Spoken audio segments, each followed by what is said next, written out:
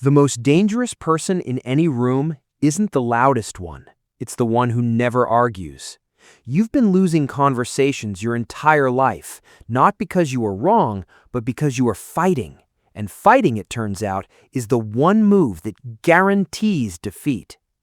There's an ancient martial art built entirely around this idea. No punches, no blocks, just redirection. The attacker defeats themselves, and someone figured out how to do this with words. It's called Conversational Aikido. And when we started studying how it actually works, we expected psychology, maybe persuasion tactics, classic influence frameworks. But the deeper we looked, the stranger it got.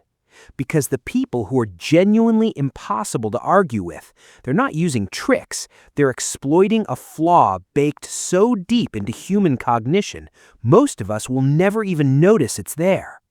And here's the question that should keep you watching until the very end.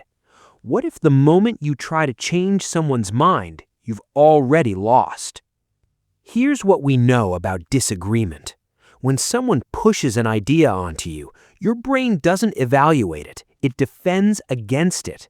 Psychologists call this psychological reactance, the instant automatic impulse to protect your autonomy the second you feel someone trying to take it.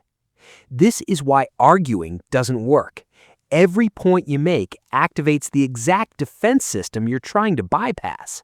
You're not having a conversation, you're triggering an immune response. But here's the twist. The same mechanism that resists force, it pulls toward openness when no force is applied. The moment the threat disappears, curiosity rushes in to fill the vacuum. Aikido masters call this using the opponent's momentum. Conversational practitioners call it something simpler: listening to win. Conversational Aikido runs on 3 core moves, and none of them look like what you'd expect from someone trying to change a mind. Move 1. Absorb. Don't counter the argument, repeat it back, better than they said it. This is disarming in a way that feels almost supernatural. The other person braces for pushback and gets understanding instead. Their nervous system doesn't know what to do with that. Move 2. Redirect. Ask a question that makes them examine their own logic. Not, "You're wrong because," but, "That's interesting. What would have to be true for that to work?" Suddenly, they're doing the work. You're just holding the door open. Move 3. Dissolve. Find the part of their position you genuinely agree with. Anchor on it. Because once someone feels heard on the thing they care most about, the walls come down. Not because you tricked them, because humans physically cannot stay defensive when they feel understood. However, and this is where it gets uncomfortable, these moves only work if you actually mean them. The moment conversational Aikido becomes manipulation, it collapses. The other person feels it. Something in the mammalian brain detects inauthenticity the way it detects a predator. The technique only works when it's not a technique. Here's where it gets personal. Think about the last time you changed your mind about something important, really changed it. Not publicly, not to avoid conflict, but genuinely shifted. Was it because someone gave you better data, or was it because someone made you feel safe enough to reconsider? Almost certainly the second one. And this is the quiet conspiracy buried in every conversation you've ever had. Facts don't change minds. Safety does.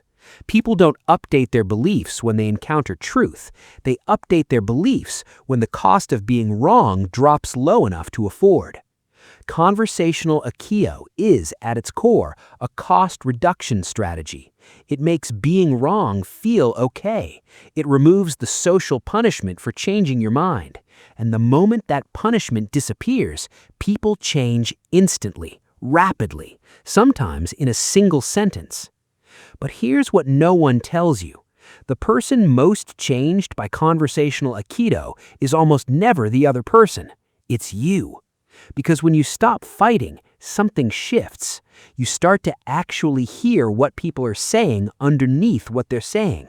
The fear beneath the anger, the grief beneath the certainty, the loneliness beneath the outrage. And you realize most arguments aren't about the thing they're about. They're about people trying to feel less alone in their understanding of the world, trying to find someone who sees what they see. Conversational Aikido isn't a communication strategy. It's a form of radical attention.